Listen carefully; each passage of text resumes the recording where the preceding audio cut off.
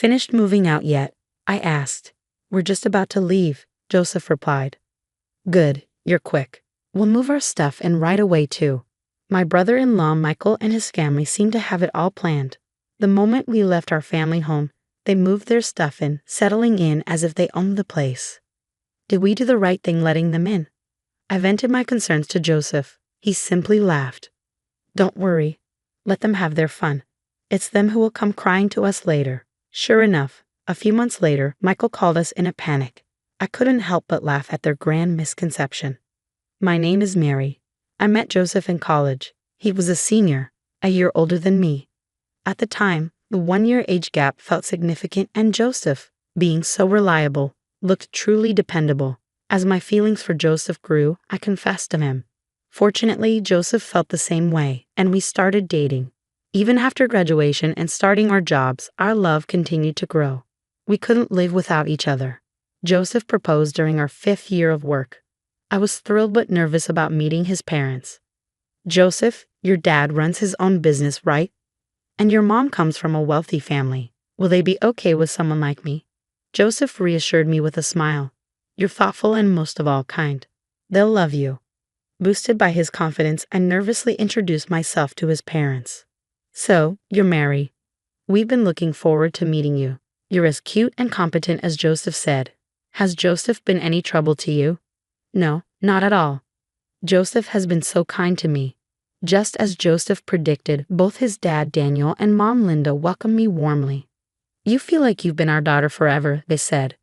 If we ever had a daughter, she would have been just like you, they added. I sincerely shared with my in-laws that I also thought of Daniel and Linda as my own parents. After our wedding and honeymoon, Joseph and I were in a rush to find a new place as our current condo was expiring. That's when my father-in-law made us an offer. Actually, I'll be traveling overseas for a few months starting next month. It's a pretty laid-back job, so I was planning on taking my wife along for some sightseeing. Why don't you live in our house while we're away and take your time finding a new place? Really? That would be amazing for us. Struggling to find a good property, it was an offer we couldn't refuse. If you don't find a place you like, you can continue living here. I did miss the words of my mother-in-law, spoken with a hint of reserve. I'd be so happy if we could. Is that really okay? Are you sure you're all right with that, Mary? Living with your mother-in-law and all. I think of you, Linda, as a real mother, not just my mother-in-law. Joseph's family home is quite a mansion with multiple rooms. Although not built for 2 families, it's more than spacious, with guest restrooms and 2 bathrooms. There's only 1 kitchen, but it was easier for me to alternate cooking for 4 people with my mother-in-law than preparing meals just for the 2 of us. We had a good relationship with my in-laws, so there were only benefits to living with them. We gratefully accepted their offer and started our new life in Joseph's family home. After we moved, they hosted a housewarming party and invited all the relatives. You're the guest of honor. Just sit and enjoy, my mother-in-law told me. I found it equally enjoyable to hear stories from relatives I usually didn't get to see. You really found a considerate woman, Joseph, the relatives would say each time my mother-in-law and I exchanged smiles. Then I realized something was off. Joseph's older brother wasn't there. Joseph is the 2nd son and has an older brother named Michael, 2 years his senior. While most of the relatives showed up, Michael and his wife were noticeably absent. Daniel, where are Michael and his wife today? I asked my father-in-law. He looked a little downcast as he replied, They're fine. Don't worry about them. When I looked puzzled, my mother-in-law elaborated. Michael used to always come to these things, but ever since he married Jessica, he's been distant. I had heard from Joseph that his mom always favored the eldest son, and she seemed to greatly dislike Jessica for changing her beloved son. In the end, Michael and his wife never showed up that day. Joseph and I sent a moving and greeting letter to their home afterward. A few days later, I received a phone call from Michael. Is Joseph there? His voice was curt. Michael, Joseph is at work today. Can I take a message? You're Joseph's wife, right, Mary? Yes, it's been a while. Why are you 2 living in the family home? Huh? This is a moving notice. The new address is my parents' house, isn't it? Yeah, well, Daniel and the others recommended it, so we've been graciously living here. When I heard about your housewarming, I thought how audacious you were to use my parents' house. But I never thought you'd actually be living there. You've got some nerve. It was clear Michael didn't like that we were living at his parents' home. Phone calls aren't cutting it. I'm coming over this weekend to talk. Daniel will be away scouting for an overseas trip next weekend. I don't care about Dad. I need to talk with you and Joseph. Well, Joseph might be busy with work too. Seriously, then you'll do. And so Michael came to our home the next weekend. Mother-in-law seemed delighted to see her son after such a long time. Mom, you're here too. Of course, I've been looking forward to seeing you, Michael. I'll be heading to Dad's next week, so I'm glad we could meet. Oh yeah, I heard Dad got a job overseas.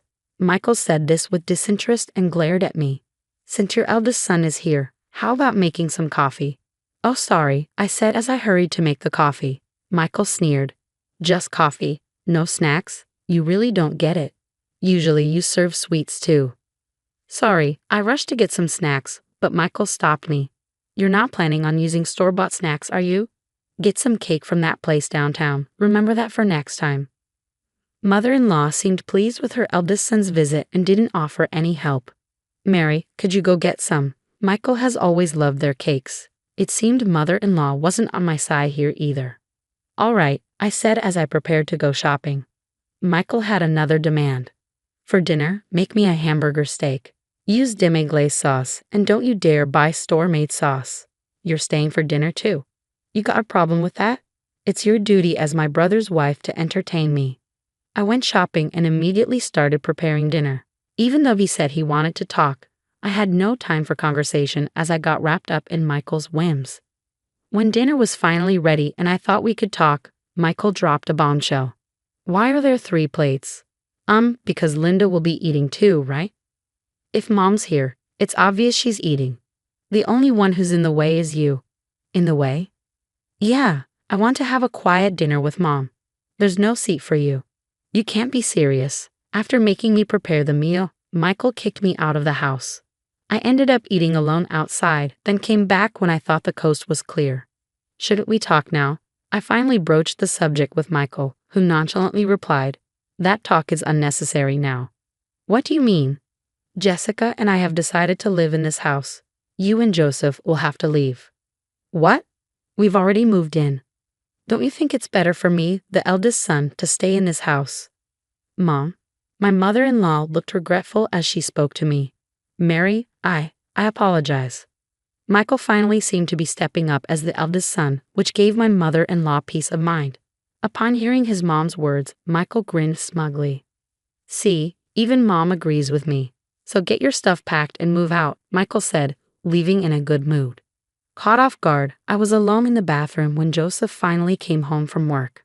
What's wrong, Mary? He asked. I relayed what Michael had told me. Michael said that. I can't believe he treated you so poorly. Joseph was furious and reported the situation to his father overseas. After talking to his father, Joseph said to me, I'm sorry you had to go through this. Let's move out and live on our own.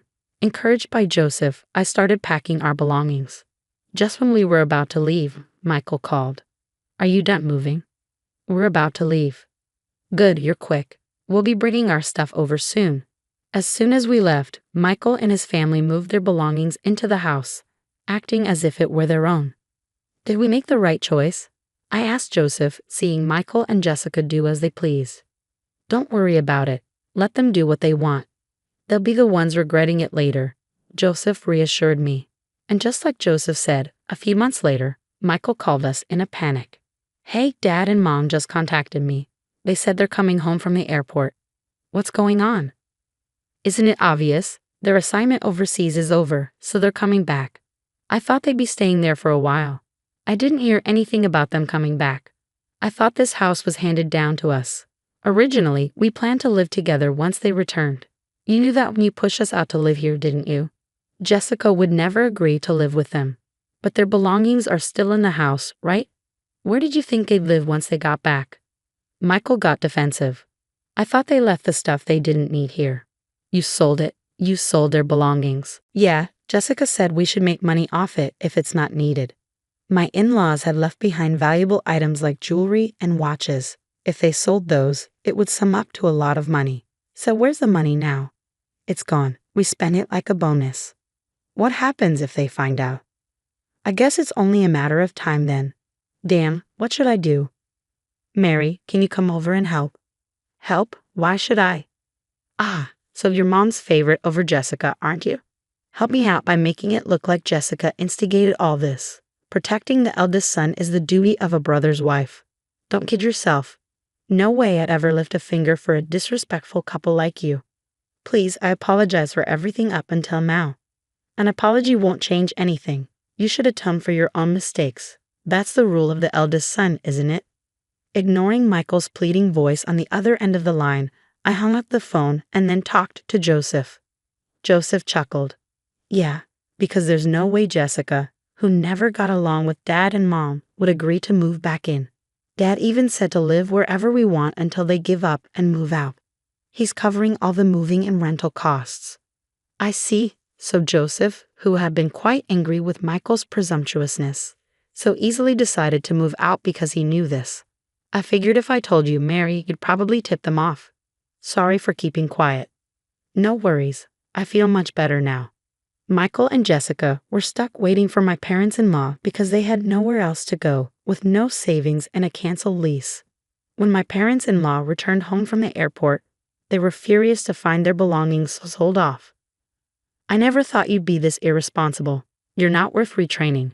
Get out now. Wait, I didn't think you were coming back. I thought Jessica and I could live here. Isn't Mom on my side? Even mother-in-law couldn't cover for him. Michael never intended to live with us. I was a fool to hope he'd change. My parents-in-law handed Michael and Jessica the bills for the jewelry and watches they had sold and kicked them out. We can't pay this. We have nowhere to live. That's right. I'm not even working, Jessica pleaded. Father-in-law shouted at the knave couple. Unbelievable. You spend money you can't repay in a matter of months. Being jobless is no excuse. Work and pay it back. The stern voice of father-in-law finally got through to them. Jessica began juggling multiple part-time jobs, using all her earnings for repayment. They couldn't cover father-in-law's monthly payment plan, so even Michael's salary had to fill in the gap. The two are now living frugally in a cheaper, smaller apartment than before. Later, mother-in-law and father-in-law came to the condo where Joseph and I live. Mary, I'm truly sorry. I got carried away thinking Michael could live with us. It's okay. It's in the past. No, it's not okay. And I'd like to ask you again, Mary. Would you consider living with us? Mother-in-law seemed genuinely remorseful. We've always known that mother-in-law isn't a bad person. Joseph and I looked at each other and nodded. Our minds were made up. Of course, if it's okay with Daniel and Linda, we'd love to move back into that house. We all agreed to live together again as a family of 4. I feel like this incident has strengthened the bond between my in-laws and me even more.